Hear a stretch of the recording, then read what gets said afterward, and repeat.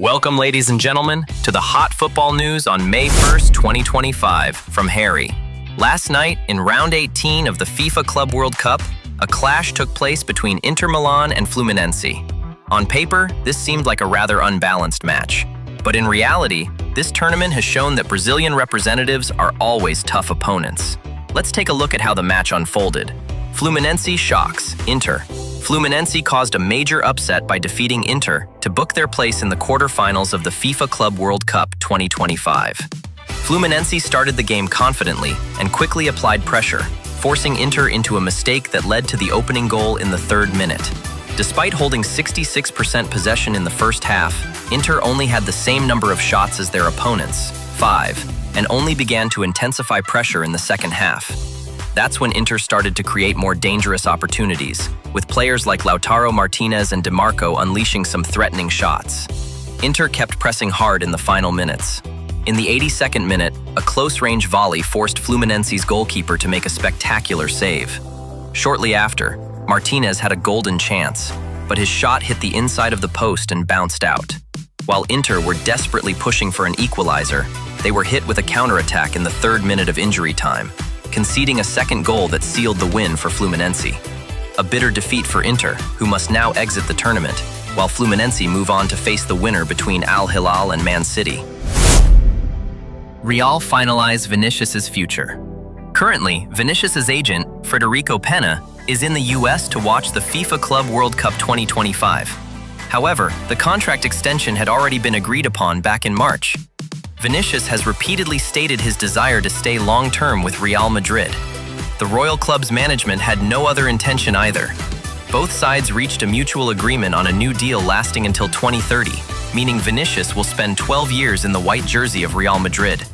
Both parties agreed to keep the news confidential to avoid affecting the team's performance during this critical period. The final meeting to finalize the terms is expected to take place in the US.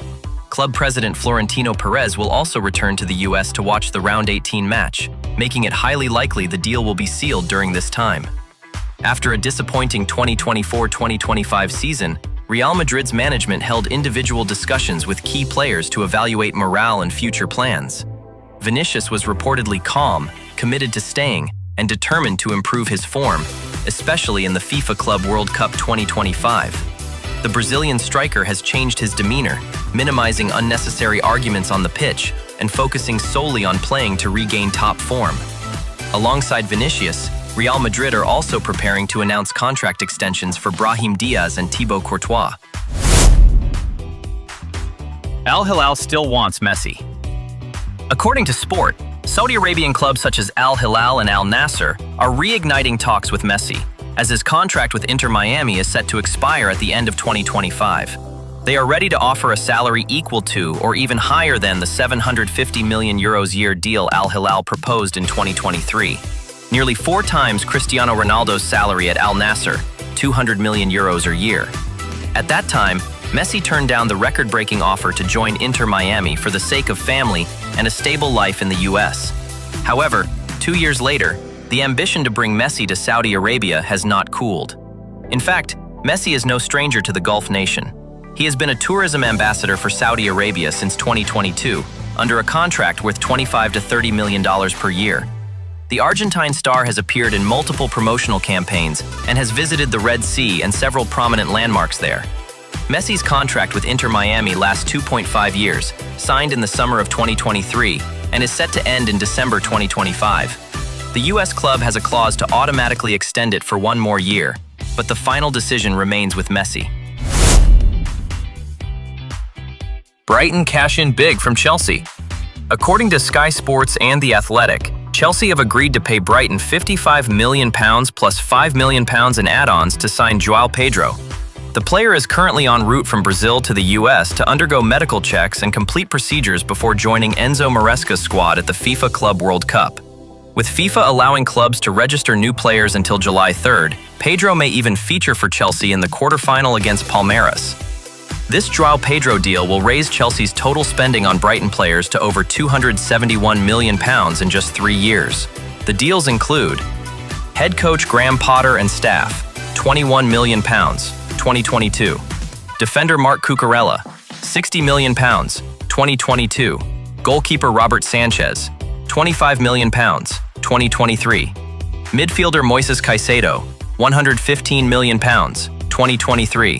Forward João Pedro, £50 million, 2025. The Guardian called this an insane number, as Chelsea have spent a massive amount to bring in a total of 14 players and staff from Brighton since 2022.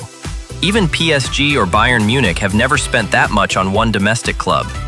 These figures have earned Brighton widespread admiration for their buy low, sell high strategy. The Seagulls continue to rake in huge profits from transfers, allowing them to reinvest in young talents expected to shine in the future. Arsenal officially approach Eberechi Eze. After much speculation, transfer expert Fabrizio Romano has brought exciting news to Arsenal fans by confirming that the Emirates club has officially made contact with Eberechi Eze. According to Romano's latest update, Arsenal had a direct meeting with Eze's representatives over the weekend to discuss conditions and the potential transfer fee that Crystal Palace might require. Not only the Gunners, but Tottenham Hotspur are also said to be maintaining strong interest in the English star as they look to revamp their attack following the 2024-2025 season. This can be seen as a significant move, as Eze has long been on Mikel Arteta's target list without any concrete steps from the London club until now. At this time, many details still need to be clarified between Arsenal, Crystal Palace, and Eze's representatives. However, according to Fabrizio Romano, the Gunners have officially entered negotiations, and the head-to-head battle with Tottenham will undoubtedly heat up the summer transfer window. Liverpool eye swap deal with Palace for Marc Guéhi. Liverpool are considering a move to sign centre-back Marc Guéhi from Crystal Palace through a player swap deal. According to transfer expert Fabrizio Romano, this is a potential solution as manager Arne Slot looks to strengthen his defense following Jarell Quansah's agreement to join Bayer Leverkusen this summer. Liverpool have already made several major signings, including Jeremy Frimpong, Rodri Hugo, and Milos Kerkez. Goalkeeper Joe Momodou Lily has also joined the squad to replace Kevin Kelleher. With the transfer budget running tight, a player exchange deal is seen as a feasible way for Liverpool to bring Guéhi to Anfield. Guéhi has just 1 year left on his contract with Crystal Palace and is attracting interest from several top Premier League clubs. However, with Arsenal focusing their budget on signing Martin Zubimendi and Christian Mosquera, Liverpool may seize the opportunity to jump ahead in the race for the English centre-back's signature.